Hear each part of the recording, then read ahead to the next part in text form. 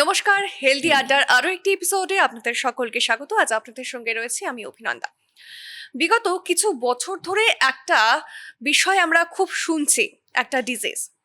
আর সেটা শুনলে খানিকটা আঁতকে ওঠার মতো ভয় আপনারাও পান এবং রীতিমতো আমাদেরও সেই ভয় হয়।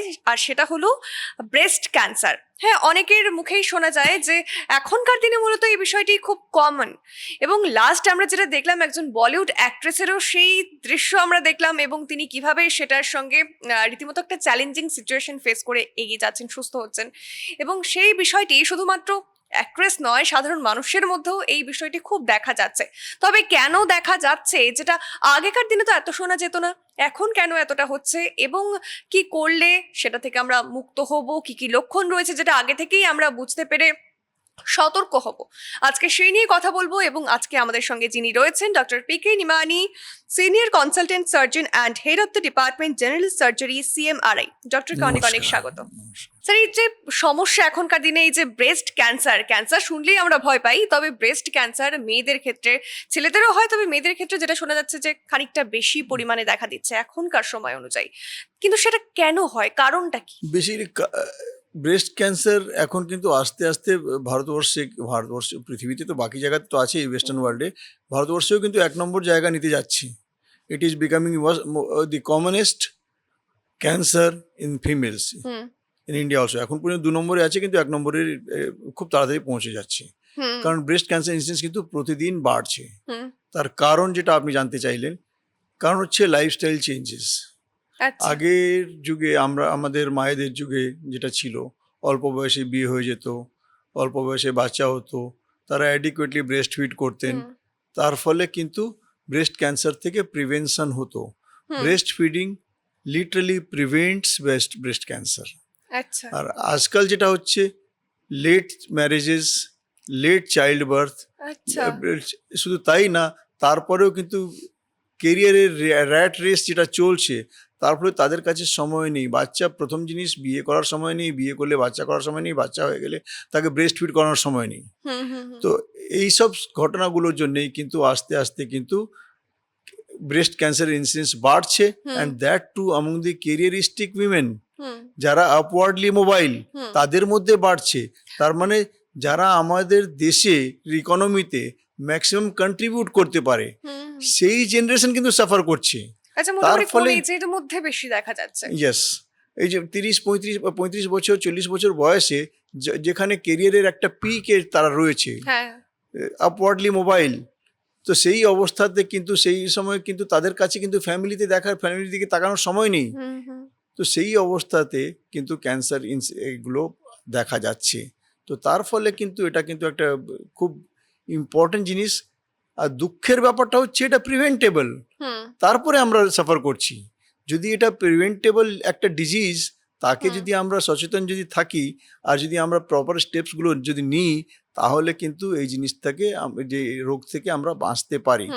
এর জন্য যেটা বেসিক দরকার যেটা রয়েছে, সেটা হচ্ছে adequate exercise, healthy diet, no smoking, no alcohol.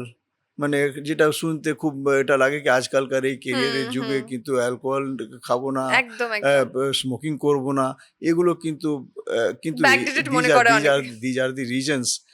প্রথম জিনিস, আবার রিপিট করছি, no alcohol, no smoking, adequate exercise, healthy diet, avoid obesity by keeping your body weight within healthy limits.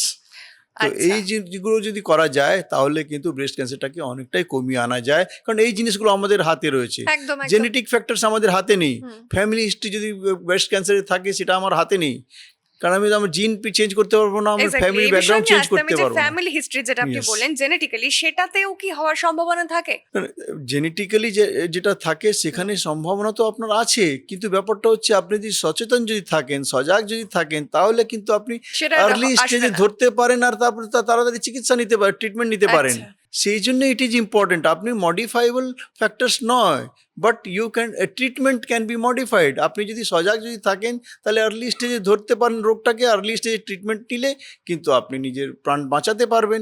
যদি ট্রিটমেন্টটা যদি আর্লি যদি অ্যাভেল না করেন তাহলে অ্যাডভান্স স্টেজে যদি গিয়ে তো লাভ কিছু নেই। একদমই তাই। এবারে আমি একটু সিমটমস এর ব্যাপারে জানবো, কি কি সিমটমস দেখলে মোটামুটি Sim- সতর্ক হওয়া প্রয়োজন? এই সিমটমসগুলো জানা খুব দরকার, কারণ এটা দিয়ে তো আপনি বুঝতে পারবেন যে এটা আছে কিনা। একদম। প্রথম most important thing is lump in the breast. একদম। ব্রেস্টের মধ্যে কোনো গিল্টি বা কোনো রকম কোনো যদি দেখা যায় সামথিং ইজ অ্যাবনর্মাল, যেটা আগে ছিল না এখন হঠাৎ দেখা গেছে, হুম। সেটা মোবাইল হতে পারে, পেনলেস হতে পারে। Pain is not a factor. Breast hmm. Cancer may be painless, absolutely painless. আচ্ছা, মানে পেনের যেরকম আমরা যে কোনো সমস্যাতে ব্যথা হলে বুঝতে পারি, এটাতে এখানে বোঝার কিন্তু ব্যথা চান্সেসটাও। একেবারে ব্যথা নাও হতে পারে, Okay. অ্যাবসলুটলি অ্যাডভান্স স্টেজে গিয়ে ব্যথা হলো, তার আগে ব্যথা হলোই না। So painless lump in the breast. Hmm. Second জিনিস যেটা মোস্ট ইম্পর্টেন্ট হচ্ছে নিপল যেটা থাকে, নিপল রিট্রাক্টেড, নিপল একটু ভেতরে ঢুকে গেছে, আচ্ছা। That is one. Hmm. Third হচ্ছে নিপল থেকে ডিসচার্জ বেরোচ্ছে। ডিসচার্জ বিভিন্ন রকমের হতে পারে, জলের মতন হতে পারে, হুম, দুধের মতন হতে পারে, রক্ত বেরোতে পারে। So hmm. All this things are possible. তো ডিসচার্জ যদি বেরোয় নিপল হুম, থেকে, একটা নন ল্যাকটেটিং মেয়ের যদি নিপল হুম, থেকে, হুম। তাহলে কিন্তু তাকে কিন্তু খুব সিরিয়াসলি নেওয়া উচিত আর আচ্ছা। ডাক্তারের পরামর্শ করা উচিত। লাম্প, হুম, নিপল ডিসচার্জ, হুম, আর তারপরে যেটা হচ্ছে রিট্রাক্টেড নিপল। হুম, তার ছাড়া ব্রেস্টের মধ্যে একটা রেডিশ কালারেশন যদি চেঞ্জ হয় সেটা, ব্রেস্টের সাডেনলি শেপ অ্যান্ড সাইজের মধ্যে যদি সাডেন চেঞ্জ হুম। হয়ে থাকে সেটা, তারপরে স্কিনের মধ্যে একটু ডিম্পলিং দেখা যায়। আচ্ছা, মানে হ্যাঁ, স্কিনে। মানে স্কিনের মধ্যে মনে হচ্ছে ভেতরে ভেতরে একটু ঢুকে গেছে, একটু একটু স্কিন আচ্ছা, ঢুকে আচ্ছা, গেছে। আচ্ছা। তো সেটাও কিন্তু একটা সাইন অফ ম্যালিগনেন্সি। সেটা সেই জন্য এইসব যদি দেখা যায় তাহলে কিন্তু তাড়াতাড়ি ডাক্তারের সঙ্গে পরামর্শ নেওয়া উচিত। আচ্ছা, আর এখনকার দিনে ফিমেলদের সাথে সাথে মেলদেরও এই ব্যাপারটা হ্যাঁ, হচ্ছে, যেটা মেয়েদের শোনা মধ্যে যাচ্ছে। হচ্ছে সেক্ষেত্রে কিন্তু তাদের ইনসিডেন্স কারণটা খুব কি? কম। না না, তাদের কারণ কিছু নেই, আচ্ছা, কিন্তু মেলদের মধ্যে ইনসিডেন্স ইজ ভেরি লো, আচ্ছা, মেবি আচ্ছা। 0.1% অফ দি ফিমেলস। আচ্ছা, মানে মানে সেরকম ভাবে 1:1000 টেনশনের বা ঘাবড়ানোর রেশিও। কোনো ব্যাপার নেই তো সেই জন্য ছেলেদের। কিন্তু তাদের মধ্যে যেটা প্রবলেমটা হচ্ছে, সেখানে কিন্তু যেহেতু ব্রেস্টের যেমন একটা মাস থাকে, হুম, তো চেস্ট ওয়াল ধরতে একটু সময় লাগে। মেলসের মধ্যে তো ব্রেস্ট মাস নেই, সেখানে কিন্তু যদি টিউমার যদি হয় তাহলে কি সঙ্গে সঙ্গে কিন্তু চেস্ট ওয়ালটাকে ধরে ফেলতে পারে, হুম, অ্যান্ড হুম, সেটাকে আমরা স্টেজ 4-এ ধরি। চেস্ট ওয়াল তো আর কেটে বাদ দেওয়া যায় না। হুম। তো সেই জন্যে মেলদের মধ্যে এটা আরও মারাত্মক। যদি ধরা আচ্ছা। পড়ে তাহলে কিন্তু সঙ্গে সঙ্গে চিকিৎসা করা উচিত। চিকিৎসা যদি না করা হয়, একবার যদি চেস্ট ওয়াল ধরে ফেলে তাহলে কিন্তু কোনো তাহলে ট্রিটমেন্ট একই নেই। সতর্কতা মেলদের জন্য থাকছে, অ্যাবসলুটলি, যেটা একদম ফিমেলদের মেলদের ক্ষেত্রে। মধ্যেও একই সতর্কতা দরকার। আচ্ছা, আর মোটামুটি খাবার দাবার আপনি বলেই দিলেন যে কোন কোন ভুলের কারণে হচ্ছে স্মোকিং এন্ড অ্যালকোহল, যেটা তাহলে কি ধরনের খাবার মানে মেয়েদেরকে মূলত খাওয়া উচিত যাতে এই সমস্যাটা থেকে একটু দূরে থাকা না, যায়? খাওয়া দাওয়ার মধ্যে একটু হেলদি ডায়েট খেতে হবে। যে ধরুন ফাস্ট ফুড কালচার যেটা আমাদের সোসাইটির মধ্যে ঢুকে গেছে, সেটাকে ফাস্ট অ্যাভয়েড ফুড শুড করা। Be avoided. Okay. More and more natural food should be অ্যাভেলড। মানে তার মধ্যে যে আপনি স্যালাড বলতে পারেন, হ্যাঁ, আমি ওটাই বলছি, তারপরে স্পেসিফিক কিছু যদি। স্যালাড গুলো আছে। শুধু তাই না, তাছাড়া যেটা যে ন্যাচারাল ফ্রুটসের মধ্যে যত হাই কালার্ড ফ্রুটস তত ভালো। Okay. More deeper the colour is better it is for the health. আচ্ছা। যত বেশি লাল স্ট্রবেরি হোক বা ব্লুবেরি হোক বা ব্ল্যাকবেরি হোক, যাই হোক, এগুলো কিন্তু শরীরের পক্ষে খুব ভালো।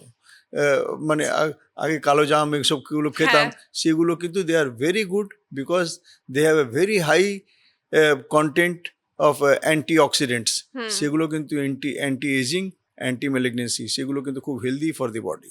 আচ্ছা, আর তাহলে এবারে একটু জানবো যে ট্রিটমেন্টের বিষয়টা, কি কি ট্রিটমেন্টের ট্রিটমেন্টে প্রসেস রয়েছে? যদি ট্রিটমেন্ট কারোর যদি ধরা পড়ে তাড়াতাড়ি বা যদি কিছু? আর্লি স্টেজে যদি অ্যাভেল করা যায়, হুম, হুম। Then surgery is literally curative. Okay.